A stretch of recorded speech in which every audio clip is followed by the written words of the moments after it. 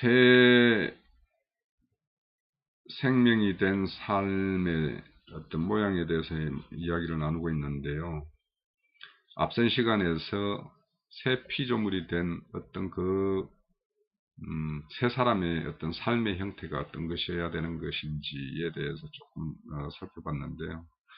이거는 우리의 어떤 의지적인 것이나 어떤 노력에 의해서 나오는 것이 아니라 내 안에 채워져 있는 그 성령의 이끌림에 의해서 그냥 자연스럽게 흘러나오는 것이다. 그래서 내 안에 애성분이 많으면 여전히 옛사람의 어떤 그런 내용들이 많이 흘러나올 것이고, 새 사람의 생명이 더 강건하고 풍성하게 자라 있으면 새 생명의 삶이 많이 나올 텐데, 그거는 어떤 행함보다 그 사람의 입을 열어 나타나는 이 말의 내용에서 그 어떤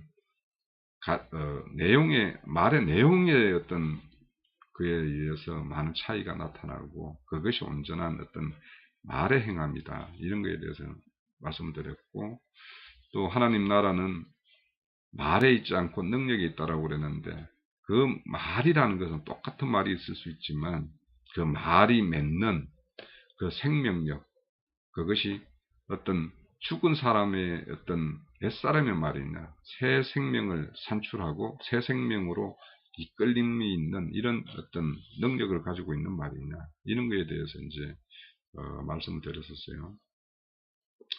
그리고 이런 어떤 새 사람의 어떤 그런 모양은 어떤 생명적 관계이기 때문에 이것을 인위적으로 내가 어떤 행함에 의해서 내가 증명할 것이 아니라, 이거는 내가 믿음으로 취해서 내가 어떤 속하는 문제다. 내가 어디에 속해 있느냐, 내가 그리스도 안에 있어서 그리스도에 속해 있느냐, 그리스도 밖에 있느냐, 이런 거에 의해서 어떤 결정되는 그런 것이다라는 것을 말씀을 드렸어요.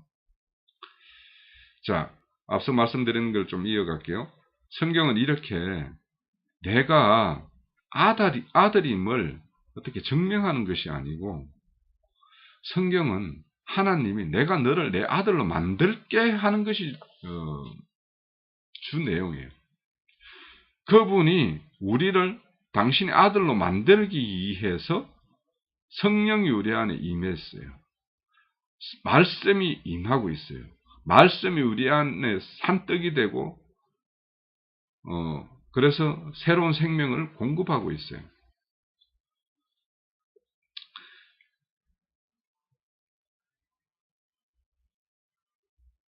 그런데 이제 오늘날 성화주의자들은 본인들이 아들임을 증명하기 위해서 열심을 내고 애를 쓴다라고 말을 했어요. 그래서 이것들은 예수님이 오셨 당시에 유대인들의 모습과 똑같은 어떤 말이다라고 말씀드렸고, 자, 하나님의 말씀대로 사는 것이 당연한 것이 아닌가, 이건 상식 아닌가, 이렇게 주장을 해요. 그런데 인간의 상식과 보편으로 이 말씀을 대하면 안 됩니다. 인간의 상식과 보편으로 말씀을 취하게 되면 다 인간이 생각하는 윤리, 도덕, 이렇게 흘러가 버려요. 하나님의 말씀은 인간이 이 땅을 살아가는 윤리와 도덕의 가르침이 아닙니다. 성경은 새로운 생명관계를 말씀하는 내용이 주제예요.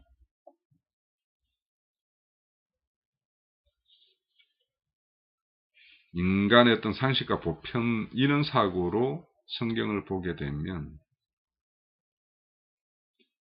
그렇게 본 사람들이 바로 유대인이에요. 그렇게 보게 되면 자기 열심을 내서 자기 의를 쌓고 자기 의로 그리스도 앞에 서려고 하는 그런 어떤 모습으로 어떤 신앙의 어떤 결과물이 나타나기 때문에, 그러죠.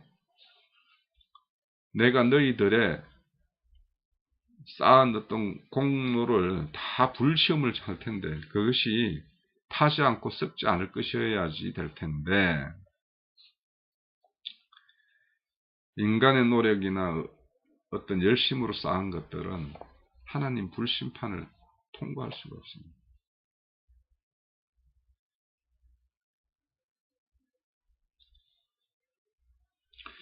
율법을 지키기 위해서 목숨을 거는 것이나 말씀대로 살기 위해서 목숨을 거는 거나 똑같은 말이고요. 말씀대로 사는 것이 구원을 위해서이라면 하나님 백성이 말씀을 지키는 것에 의해서 판단되는 것이라면 예수님은 유대인들에게 욕을 하면 되지 않아요. 또 그들의 율법의 지킴을 칭찬해야 돼요. 그런데 주님 이 땅에 오셔서 유대인들에게 왜 죽음을 당했습니까? 그들이 목숨 걸고 지켰던 율법이 그것이 아니야라고 말을 하기 때문에, 그들을 독사의 새끼라고 비판하기 때문에, 그래서 오늘날 말씀대로 산다라는 자들이, 살아야 된다라고 하는 자들이, 또 예수를 닮아야 된다라고 하는 사람들이 예수를 닮는 것을 선이라고 생각을 해요. 그런데 그것이 아니라고 하면 악이라고, 그 사람들은 그것을 아니라고 말하는 사람을 악한 자라고 몰아붙여요. 그래서 여전히 그 사람들은 성과 악의 법 아래 있게 돼요. 이렇게 법 아래 있는 사람들을 성경은 다 죄인이라고 해요. 본인들 스스로 열심을 내서 그 노력의 결과물로 자기의 어떤 의로움을 드러내고자 하는 사람들은 다 육의 생각이 떠나지 않은 사람들입니다.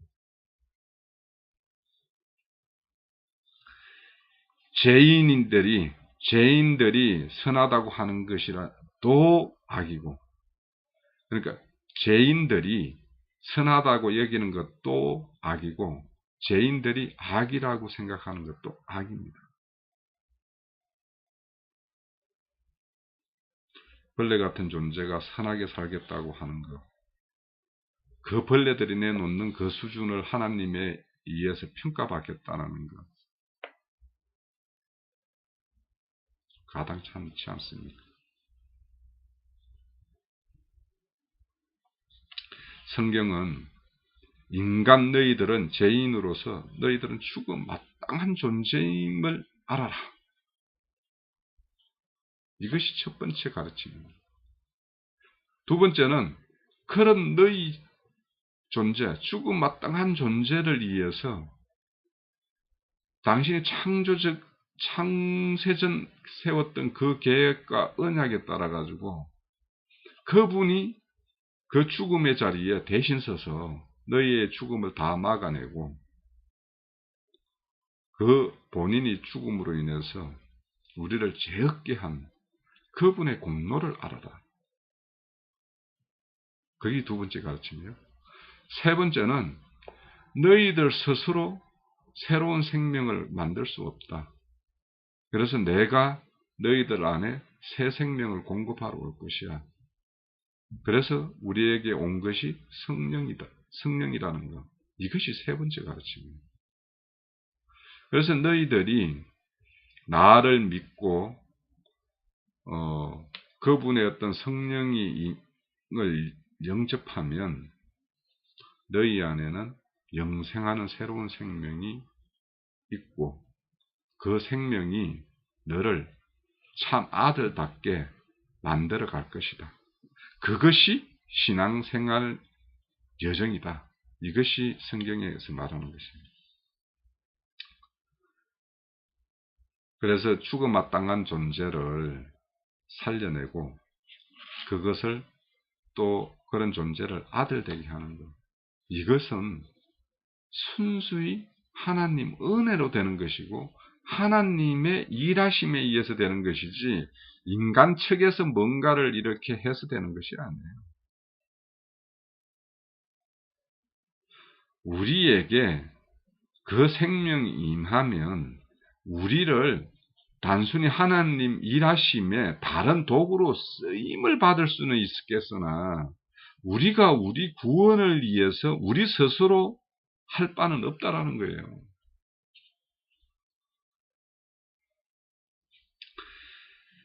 자, 성경에는 데려감을 당하는 사람과 버려둠을 당하는 사람, 이거에 대한 이야기가 많이 나와요. 두 사람이 밭에서 밭을 가는데 한 사람은 데려감을 당하고 한 사람은 버려둠을 당하고, 또 두 여자가 맷돌을 이렇게 돌리는데 한 여자는 취하여 가고 한 사람은 버려두는, 이런 이야기가 많이 나와요. 하나님이 데려가고 취해가는 자는 하나님 앞에 스스로 낮아진 자가 된 자. 제가 죄인입니다. 저는 어찌할 바를 모릅니다. 나를 구원해 주세요. 나는 이 모든 일이 하나님의 은혜로만 되는 것인 줄 압니다. 이렇게 고백하고 이렇게 알고 있는 자에게 하나님은 그 자를 취해가고 그 자를 데려가는 거예요.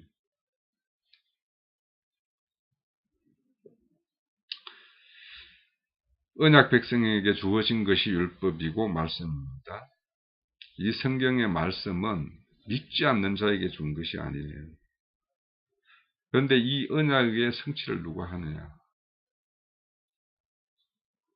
바로 언약의 주체이고 언약을 이룰 것이라는 맹세를 스스로 하신 그 하나님이 성취해 가는 거예요. 그래서 그 성취 과정에 언약의 백성에게는 구원이라는 어떤 그런 과정을 이렇게 통과하게 돼요.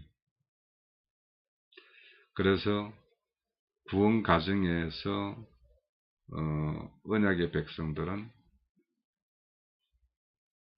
하나님의 위로와 격려를 받기도 하고 하나님의 은혜에 의해서 기쁨과 감사가 나오기도 하고, 또 때로는 우리 안에 버려야 될 어떤 그런 속성들을 버리게 하기 위해서 어떤 환난과 고통을 임하기도 합니다. 하나님의 일하심은 그때그때 하나님의 어떤 계획과 섬세한 어떤 그런 간섭에 의해서 때로는 기쁨으로, 때로는 위로로, 때로는 징계로 이렇게 일하심을 우리는 압니다. 자, 율법과 말씀은 죄인의 실상과 구원의 과정, 그런 내용을 설명하고 있어요. 그래서 너희가 받은 이 구원이 어떤 것인지 좀 알아먹어라. 이것이 보통의 것이 아니고 얼마나 큰 것이며 누구의 노력에 의해서, 누구의 헌신에 의해서 이루어지는 것인가를 알아먹게 하는 것이 성경의 말씀이에요. 이런 내용을 아는 사람들이 새 사람이에요. 이런 내용을 알고 감사와 찬송을 하는 사람이 새 피조물이에요. 이것이 새 사람에게서 나오는 어떤 삶의 형태예요.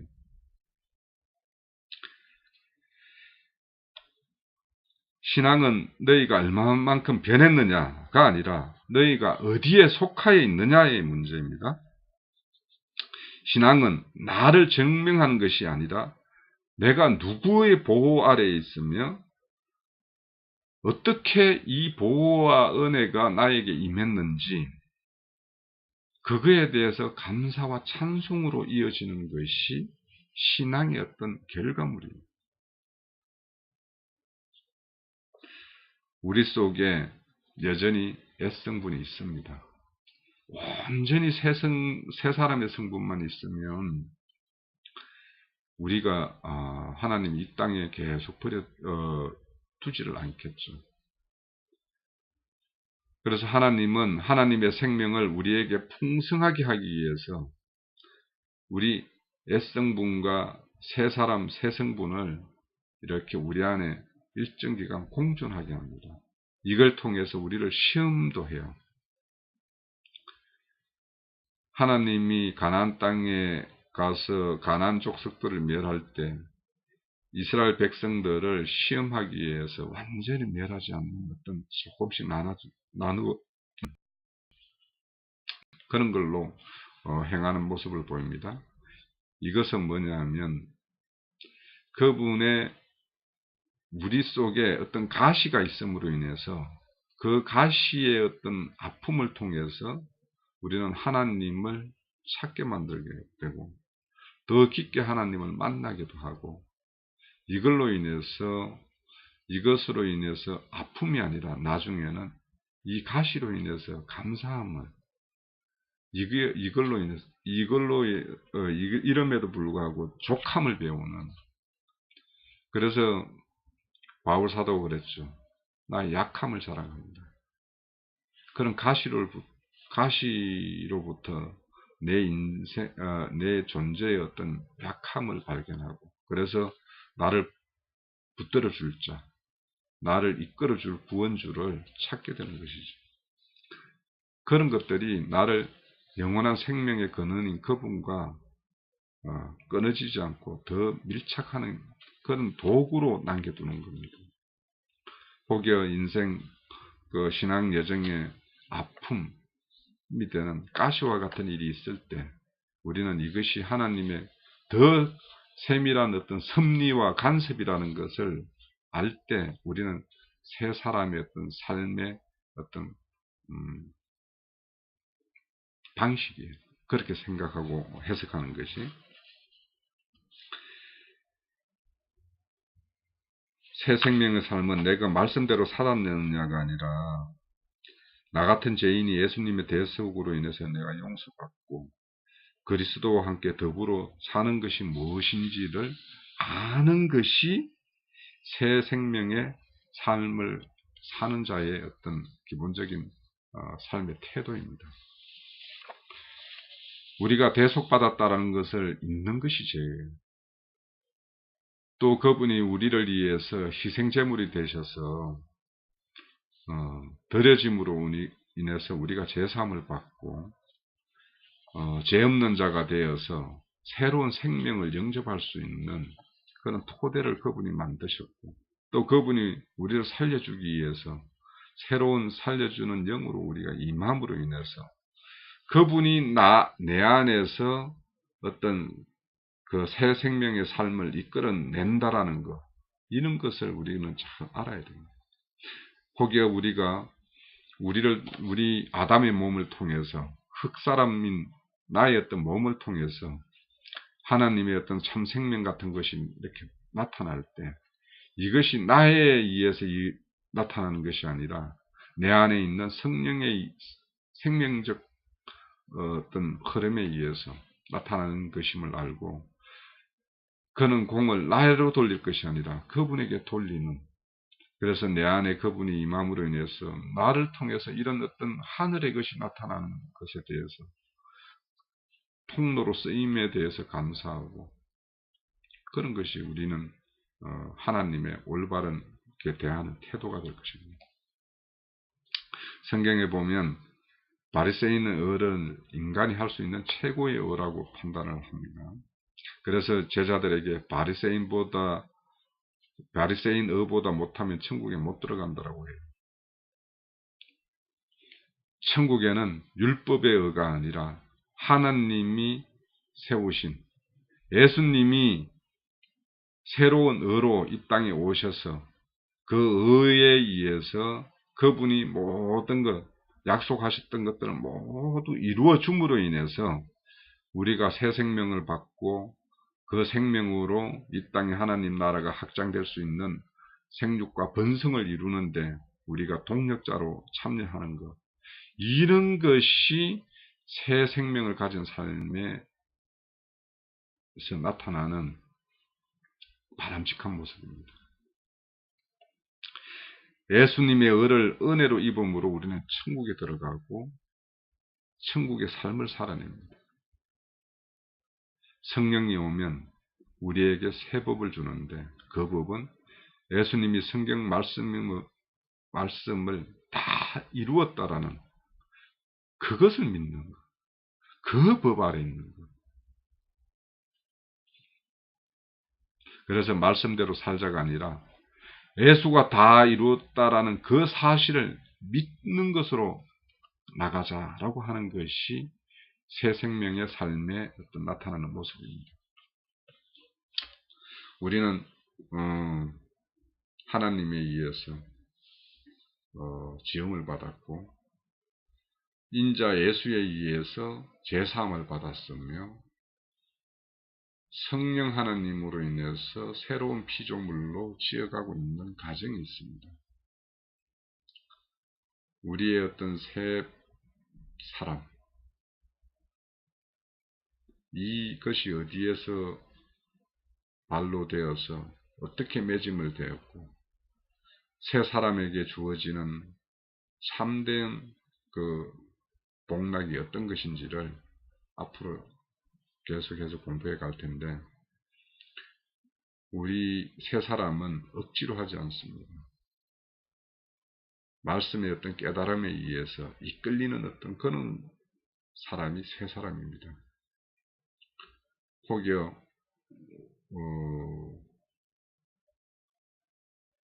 믿음의 신앙 여정에 어떤 참여한 지가 얼마지 않아서 어떤 말씀의 깨달음이 어찌할지 모르겠습니다만 이렇게 우리가 이런 시간을 통해서 하나님의 말씀을 알고 그분의 어떤 심령 속에 있는 깊은 뜻을 우리는 헤아린다면 그분께서 우리의 어떤 그런 마음에 두고 있는 이런 소원들을 기쁘게 받으시고 또 어여삐 여기셔서 우리에게 더 많은 시간과 또 하나님을 알아가는 어떤 그런 귀한 교제의 시간을 허락할 줄 믿습니다. 지금 저희들이 이제 여러 시간을 이런 거 가지면서 나누었던 말씀들에 대한 어떤 이해가 어떻게 이끌리고 있는지 좀 하기는 어렵습니다만 지금 좀 내용에 대한 어떤 이해가 부족하더라도 좀 계속 한번 나가 보시고요. 지금까지는 조금 이렇게 좀 딱딱한 이야기, 이런 이야기를 좀 나누었는데, 앞으로는 조금 그래도, 성경에 있는 이야기들, 이런 것들을 해서 조금, 그 내용이 어떤 이야기였는지, 이런 걸로 좀, 잠깐, 또 이런 것이 필요하면 또 이후에 이어가도록 하고 앞으로는 성경에 있는 내용들 이런 내용들에 의해서 우리가 이제 이야기를 나누면 그 어떤 성경의 어떤 이야기이기 때문에 좀 더 그래도 딱딱하지 않고 지금처럼 조금 어떤 공감하는 부분을 좀 더 이렇게 넓힐 수 있을 거라고 생각이 들어서 가능하면 이제 성경의 내용을 가지고 좀 재미있게 그렇게 한번 시간을 이끌어 보도록 하겠습니다. 그동안 이런 여러 가지 어떤 약간은 어떤 교리적인 신학적인 어떤 이런 내용 비슷한 걸로 이제 채웠기 때문에 약간 딱딱했을 수 있습니다. 그래도 이제 또 이어지는 어떤 내용들을 들으면서 또 앞에 내용들이 또 이렇게 또 다시 언급될 것이기 때문에 급한 마음 먹지 마시고 또 이해가 부족한 거에 대해서 너무 체념하지 마시고 즐거운 마음으로 좀 이렇게 이어가도록 그렇게 했으면 좋겠습니다. 자, 우리 힘내입시다. 수고하셨습니다.